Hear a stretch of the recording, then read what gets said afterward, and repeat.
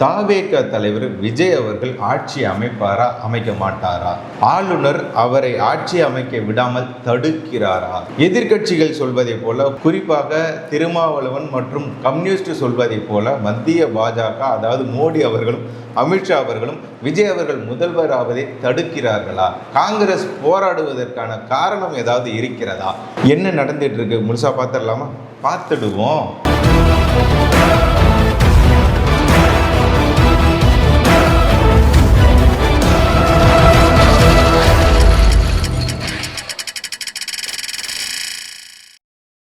நாரதர் media உணர்வாளர்களே வணக்கங்கள். 2026 சட்டமன்ற தேர்தல், அதற்கான முடிவு வெளிவந்த பிறகு விஜய் அவர்கள் தான் வெற்றி பெற்று இருக்கிறார், ஆகவே முதல்வராக வரப்போகிறார் அப்படின்னு சொல்லி நம்ம பார்த்துக்கிட்டு இருந்தோம்.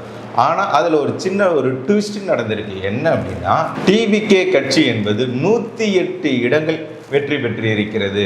ஆனால் ஆட்சி அமைக்க தேவை என்னவோ 118 இடங்கள். அப்படி இருக்கும்போது ஏதோ அவசர எண் 108 மாதிரி, பிள்ளையாருக்கு தேங்காய் உடைக்கிற அந்த தேங்காயோட எண்ணிக்கை 108 மாதிரி, இவருக்கான அந்த எண்ணிக்கை என்பது 108ஆக அமைந்திருக்கிறது.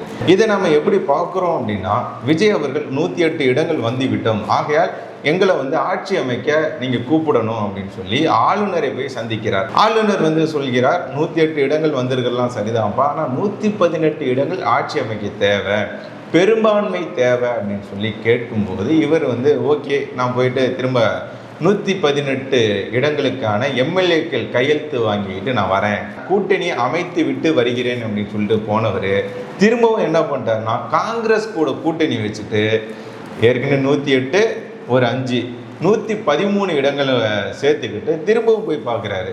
திரும்ப சொல்கிறாரு, நல்லா கேட்டுக்கோங்க, 118 இடங்கள் தேவை, 113 இடங்களை கொண்டுகிட்டு வரீங்க, இது சரியா அப்படின்னு சொல்லி ஒரு கேள்வி வைக்கிறார். மக்களே, நீங்கள் பாருங்கள், நீங்கள் என்ன நினைக்கிறீங்க? விஜய் அவர்கள் 108 இடங்களில் ஜெயிச்சிருக்கிறாரு, காங்கிரஸ் கூட்டணியோடு சேர்த்து 113 இடங்கள் இருக்குது. ஆகவே இவருக்கு ஆட்சி அமைக்க கொடுக்க வேண்டியதானே, ஆட்சி அமைப்பதற்கான அழைப்பு கொடுக்க வேண்டியதானே, ஆளுநர் ஏன் தடுக்கிறார் அப்படின்னா, இது ஒரு ஜனநாயக முறைப்படி எடுக்க வேண்டிய ஒரு முடிவு. ஜனநாயக தலைவர் அப்படின்னு சொல்லிக்கிறார்ல விஜய் அவர்கள். ஆகவே தாவேக்கு என்ன சொன்னிச்சு, இதில் நம்ம முக்கியமாக பார்க்கணும், ஆளுநர் அவர்கள் இப்படி எதிராக செயல்படுகிறாரு, மத்திய அரசாங்கம் இப்படி தொந்தரவு செய்கிறது அப்படின்னா, விஜய் அவர்களுக்கு கொடுக்கப்பட்ட அந்த கான்வாயும் வாங்கிக்கிட்டாங்க அப்படின்லாம் சொன்னாங்க.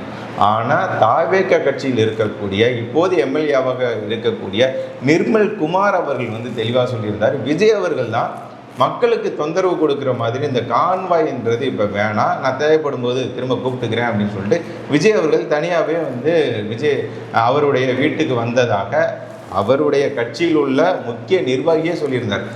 ஆனால் அந்த பழியை தூக்கி விஜய் அவர்களே வேணான்னு சொன்னதற்கு அந்த பழியை தூக்கி மத்திய பாஜக மீதும் ஆளுநர் மீதும் போட்டாங்க இங்கே உள்ள எதிர்கட்சியினர். ஆனால் உண்மை என்ன, விஜய் அவர் தான் வேணானார். அதே மாதிரி விஜய் அவர்கள் போராடிட்டு இருக்கிறாரா? இப்போ உச்சநீதிமன்றம் போவேன் அப்படின்றதெல்லாம் செய்திகளாக வந்துட்டு இருக்கு. உண்மை என்னன்றது தெரியல. ஆனால் 118 இடங்கள் இருந்தால் மட்டுமே ஆட்சி அமைக்க முடியும். ஒரு கட்சி அதிக இடங்களில் வென்றதாலேயே அவங்கள ஆட்சி அமைக்க அழைக்க வேண்டுமா, அல்லது நிலையான பெரும்பான்மை இருக்கிறதா அப்படின்றத ஆளுநர் உறுதி செய்ய வேண்டுமா? இதற்கான பதில் இந்திய அரசியல் அமைப்பிலேயே இருக்கிறது. 113 இடங்கள் இருந்தாலே ஆட்சி அமைக்கலாம் அப்படின்னு கிடையாது. அரசியல் அமைப்பு என்ன சொல்கிறது அப்படின்னா, 118 இடங்கள் வேண்டும் அப்படின்றத அரசியல் அமைப்பே சொல்கிறது. 113 இடங்கள் இருந்தாலே ஆட்சி அமைக்கலாமா அப்படின்னா, 118 இடங்களை யார் காட்டுகிறார்களோ, உறுதி செய்கிறார்களோ, அவங்களுக்கு தான் ஆட்சி அமைப்பதற்கான அரசியலமைப்பே வாய்ப்பு தருகிறது. இதில் நம்ம முக்கியமாக பார்க்க வேண்டியது, ஆளுநரின் வேலை எங்கே ஸ்டார்ட் ஆகுது தெரியுங்களா? தமிழ்நாட்டில் மொத்த எண்ணிக்கை என்பது 234. பெரும்பான்மை அமைப்பதற்கு, ஆட்சி அமைப்பதற்கு தேவையான இடங்கள் 118.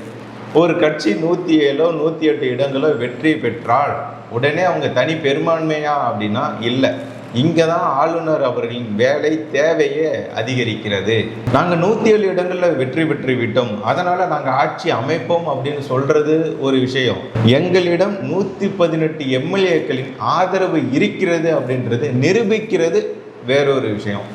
இந்த இடத்துல தான் ஆளுநர் அவர்கள் வந்து ஒரு ஆதரவு கடிதத்தை கேட்கிறார். 118 எம்எல்ஏக்களின் கையெழுத்து வாங்கிய கடிதத்தை கேட்கிறார். இதை தான் விஜய் அவர்கள் வந்து உறுதி செய்ய வேண்டும். அதை விட்டுட்டு அங்கே போகிறது இங்கே போகிறது இதெல்லாம் வேலைக்கு ஆகாது. ஆளுநரை மீண்டும் மீண்டும் சந்தித்தாலும் வேலைக்கு ஆகாது. அவர் சொல்கிறாரு, குதிரை பேரம் நடைபெறும், அதாவது முதல்வராக அமர்த்தினால் இப்போது சரியான ஒரு நிலையான ஆட்சியை அவரால் கொடுக்க முடியாமல் போயிடும் அப்படின்ற மாதிரி அவர் வந்து கருத்தை தெரிவித்திருக்கிறார். இந்திய அரசியலமைப்பு சட்டத்தின்படி 164 எண் 1 படி முதல்வரை ஆளுநர் அவர்கள் நியமிக்கிறார். ஆனால் இந்த நியமனம் என்பது வெறும் கையொப்பம் மட்டுமல்ல, ஆளுநர் அவர்கள் முழு நம்பிக்கையும் பெற வேண்டும். அதாவது சட்டமன்றத்தில் பெரும்பான்மை பெறுவாரா, நிலையான ஆட்சி அவரால் தர முடியுமா, இந்த மாதிரியான பல கேள்விகளுக்கு ஆளுநர் அவர்களுக்கு முழுமையான பதில் கிடைத்தால் மட்டுமே அவர் வந்து ஒரு முதல்வரை நியமிப்பார்.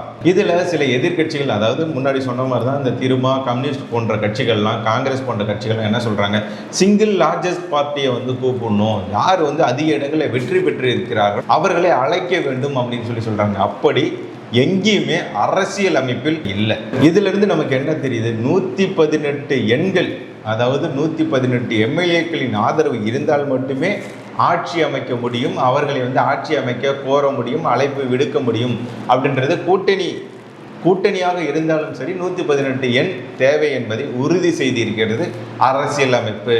இதில் நம்ம முக்கியமாக பார்க்க வேண்டியது, ஆளுநர் அவர்கள் ஆதார கடிதத்தை கேட்கிறார் அப்படின்னு சொல்லப்படுது இல்லை. இதில் நம்ம முக்கியமாக பார்க்க வேண்டியது, ஆளுநர் அவர்கள் ஜனநாயக முறைப்படி எப்படி நடவடிக்கை எடுத்து இருக்கிறார் அப்படின்றது தான்.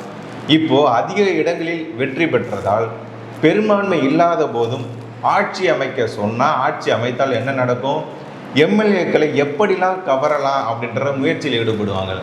அதாவது அதிகாரத்தை கொடுக்குறோம், நாங்கள் வந்து பணத்தை கொடுக்குறோம், ரெசார்ட் அரசியெல்லாம் நம்ம இங்கே பார்த்துட்டு இருக்கோம். இந்த மாதிரியான பேரங்கள், அதாவது குதிரை பேரங்கள்லாம் நடக்கும். அதை தடுப்பதற்காகவே இந்த ஆதரவு கடிதத்தை கேட்கிறோம் அப்படின்றத அவர் வந்து சொல்கிறார். இதுதான் ஜனநாயக முறைப்படி எடுக்க வேண்டிய நடவடிக்கை.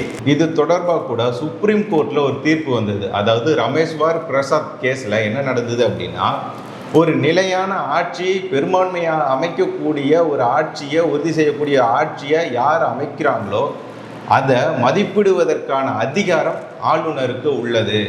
ஆளுநர் வெறும் ரப்பர் ஸ்டாம்ப் கிடையாது அப்படின்றத சுப்ரீம் கோர்ட் உறுதிபட தெரிவித்திருக்கிறது.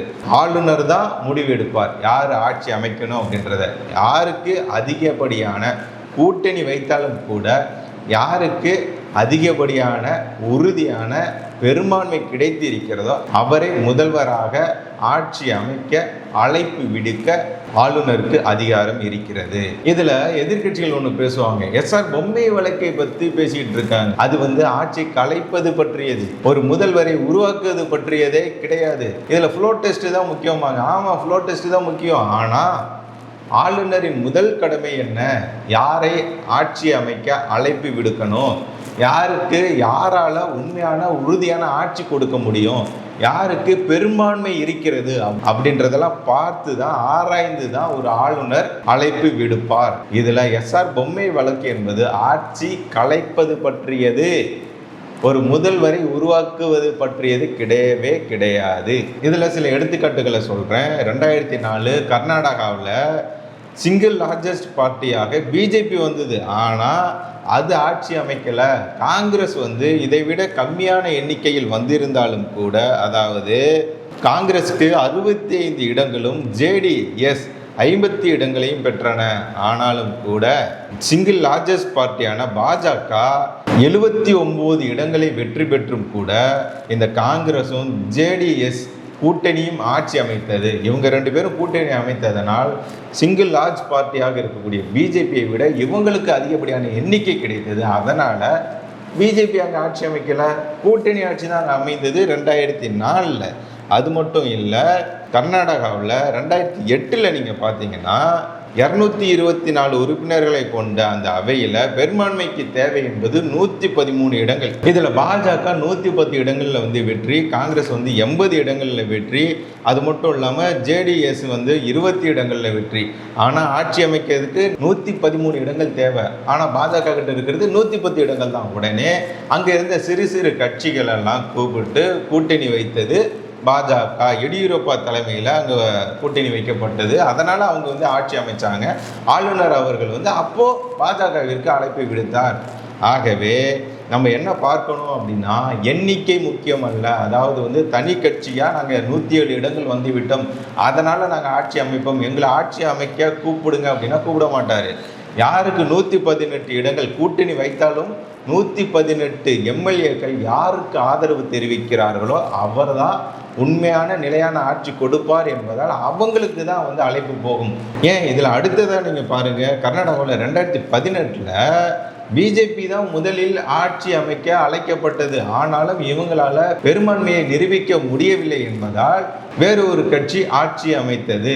இதுல ஆளுநர் ஏன் அவசரப்படக்கூடாது அப்படின்னா, சீக்கிரமா ஒரு முடிவு எடுத்தா என்ன நடக்கும் அப்படின்னா, குறுகிய கால அரசு, நம்பிக்கை வாக்கெடுப்பு, மீண்டும் தேர்தல், நிர்வாக முடக்கம், மீண்டும் தேர்தல் செலவு, அரசியல் குழப்பம், இதனால மக்கள் பணம்ன்றது, வரி பணம்ன்றது தேவையில்லாம செலவாகும்.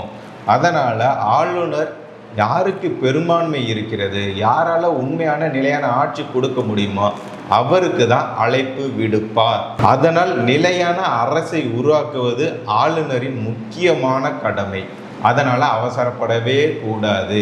மக்கள் தீர்ப்பு என்ன அப்படின்றத நம்ம பார்க்கணும். விஜய் அவர்களுக்கு அதிகப்படியான இடங்கள் கிடைத்து விட்டது, மக்கள் அவரை தான் நம்புகிறாங்க. அதனால் அவரை தான் முதல்வர் ஆக்கணும் அப்படின்றது எப்படி நம்ம பார்க்கலாம்.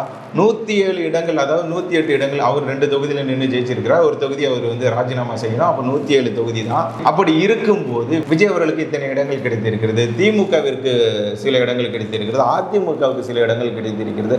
ஆகவே இது வந்து ஒரு கூட்டணி ஆட்சி அமைக்க தான் மக்கள் விரும்பி இருக்கிறார்கள். இல்லை அப்படின்னா 118 இடங்களுக்கு மேலாக விஜய் அவர்கள் வெற்றி பெற்றிருந்தால் அவர் ஆட்டோமேட்டிக்காக ஆட்சி அமைக்க போகிறார். இப்போ கூட ஒன்றும் இல்லைங்க, திருமாவளவன், கம்யூனிஸ்ட் போன்ற கட்சிகள்லாம் விஜய் அவர்களுக்கு ஆதரவு கொடுத்தால், அவருடைய எம்எல்ஏக்கள்லாம் ஆதரவு கொடுத்தால் அவர் ஆட்டோமேட்டிக்காக அவர் வந்து சிஎம் ஆக போகிறார். 118 எம்எல்ஏக்களின் ஆதரவு தானே ஆளுநர் கேட்கிறார். ஏன் அப்படின்னா மக்களுடைய வரி பணம் என்பது தேவையில்லாமல் செலவாக கூடாது, நிலையான ஒரு ஆட்சி தமிழகத்திற்கு கிடைக்க வேண்டும் அப்படின்னு சொல்லி ஆளுநர் வந்து ஜனநாயக முறைப்படி நடவடிக்கை எடுத்து கொண்டிருக்கிறார். சில ஊடகங்கள்லாம் பார்க்குறோம், அரசியல் உணர்ச்சி பெருக்கோட பேசுகிறாங்க. விஜய் அவர்கள் வந்து ஆட்சி அமைக்கணும் அப்படின்றாங்க. கண்ணா, அரசியலமைப்புன்றது கணக்கு தான் முக்கியம், உணர்ச்சி வசப்படுறது முக்கியம் அல்ல.